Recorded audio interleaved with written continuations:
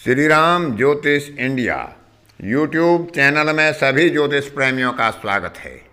आज की कक्षा का विषय प्रसंग है चतुर्ग्रही नक्षत्र मालिका योग किस प्रकार से एक राजयोग का निर्धारण करता है। एक जन्म पत्रिका पर उदाहरण के साथ उसको बताने का प्रयास किया जाएगा।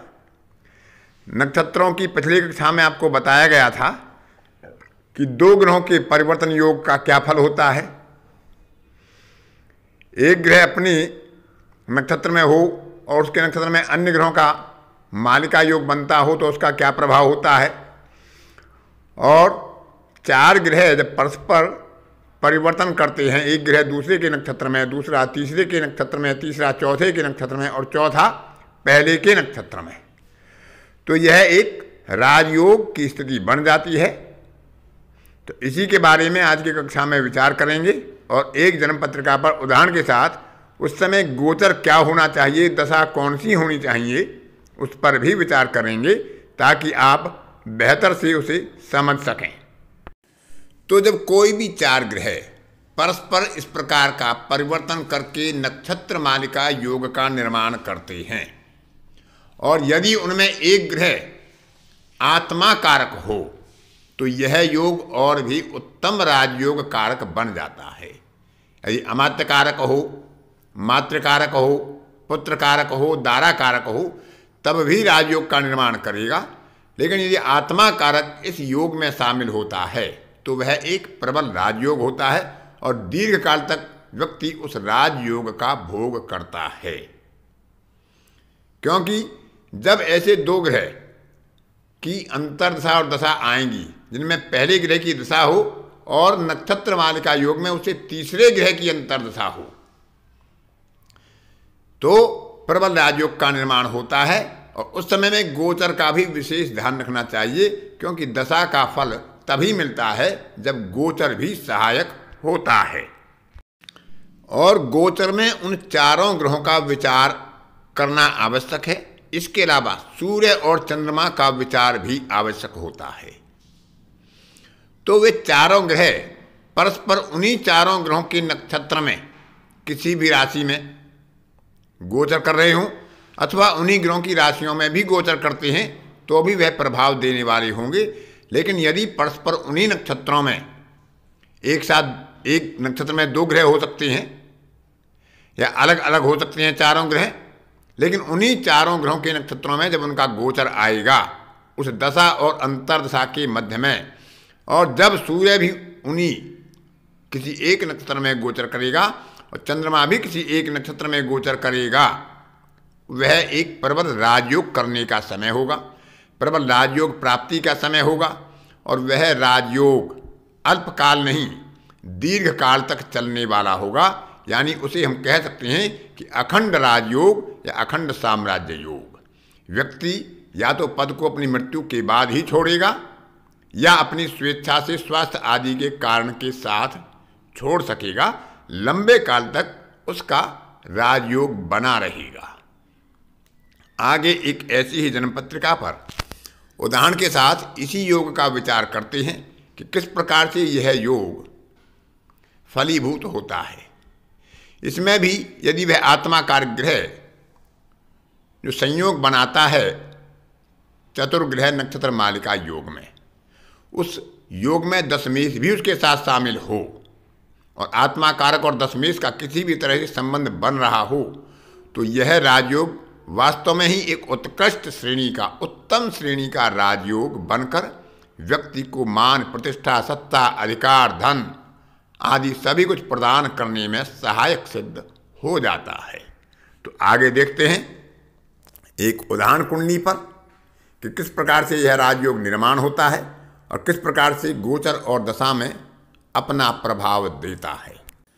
आपके सामने स्क्रीन पर एक कन्या लगन की जन्म पत्रिका प्रकट हो रही है, जहां पर आप सामान्य रूप से एक राजयोग का निर्माण होते हुए देख रहे हैं कि शुक्र जो यहाँ पर आत्मा कारक है वह दशमेश बुध के साथ जो स्वयं लग्नेश भी है एक साथ विराजमान है एकादश भाव में, महत्वपूर्ण कार्य सिद्धि के भाव में। और उनका राशि स्वामी चंद्रमा गजकेसरी योग बनाता हुआ उस योग पर अपनी संपूर्ण दृष्टि दे रहा है। शनि यहाँ पर पंचमेश होकर सूर्य के साथ दसम भाव में है। सूर्य राजयोग कारक होता है, दसम में दिग्बली होता है, और सूर्य और शनि यहाँ पर विपरीत राजयोग के स्वामी होकर भी दसम भाव में एक साथ बैठे हैं, छठे और 12वें भाव के स्वामी होकर।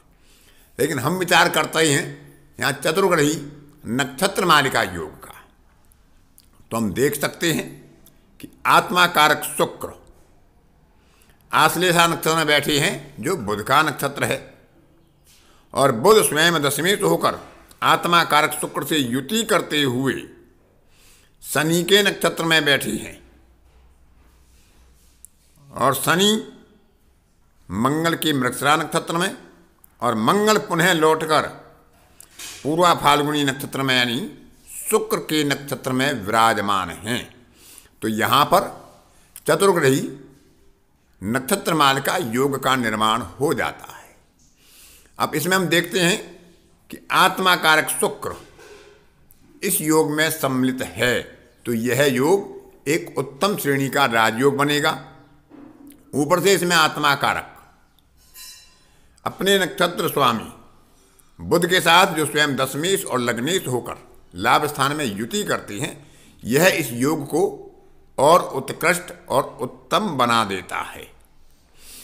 अब इसमें योग बनता है शुक्र, बुध, शनि और मंगल के द्वारा। तो शुक्र में शनि या शनि में शुक्र की दशा आएगी, या बुध में मंगल या मंगल में बुध की दशा यदि आएगी, तो तब इन्हें यह राजयोग प्राप्त होने की संभावना बनेगी, जब गोचर इनके पक्ष में होगा चारों ग्रहों के द्वारा, सूर्य और चंद्रमा के भी द्वारा। अब क्योंकि इनका जन्म सूर्य के नक्षत्र में हुआ है, उत्तराषाढ़ा में हुआ है, तो मंगल की दशा इनके शिक्षण काल में निकल जाएगी। उसके बाद राहु, गुरु और फिर शनि की दशा आएगी। तो शनि की दशा में इन्हें राजयोग प्राप्ति की संभावना बन सकती हैं, जब उसमें शुक्र का अंतर आएगा, क्योंकि शनि और शुक्र का संबंध हो दशा अंतर दशा में, या बुध और मंगल का संबंध हो। तो जिस समय में इन्हें राजयोग होना होगा, तो शनि में शुक्र में वह राजयोग इन्हें मिल सकता है। उसके अलावा उस समय पर चारों ग्रहों की गोचरीय स्थिति इन्हीं चारों ग्रहों के नक्षत्रों में होनी चाहिए, और सूर्य और चंद्रमा की स्थिति भी इन्हीं चारों ग्रहों के नक्षत्र में किसी भी एक नक्षत्र में उन्हें स्थित होना चाहिए, जब इन्हें राजयोग प्राप्त होने की संभावना बनेगी।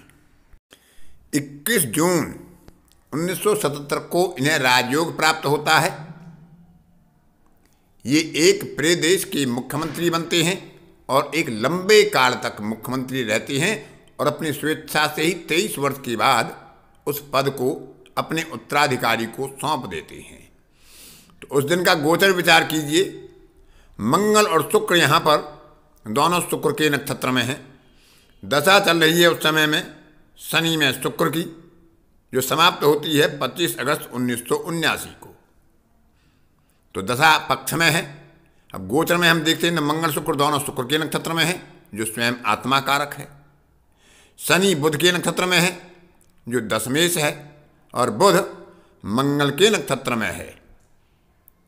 इस प्रकार हम सूर्य को देखें तो सूर्य भी उस समय में इन्हीं चारों ग्रहों की यानी कि मंगल के एक नक्षत्र में गोचर कर रहे हैं, मृगशिरा नक्षत्र में, और बुध के नक्षत्र में जो दशमेश होकर आत्मा कारक से योग बनाता है, उसके नक्षत्र में चंद्रमा का गोचर उस दिन हो रहा है, जो इन्हें राजयोग प्राप्त कराने में सहायक हुआ। क्योंकि दशा और अंतरदशा ऐसे ग्रहों की थी जो चतुर्ग्रही नक्षत्र मालिका योग का निर्माण कर रही हैं और एक दूसरे से परस्पर तृतीय स्थान में आते हैं, जैसा पीछे बताया गया। और ये चतुर्ग्रही नक्षत्र मालिका योग बनाने वाले चारों ग्रह उन्हीं चारों ग्रहों के नक्षत्रों में शामिल थे। सूर्य और चंद्रमा भी उन्हीं नक्षत्रों में गोचर कर रहे थे।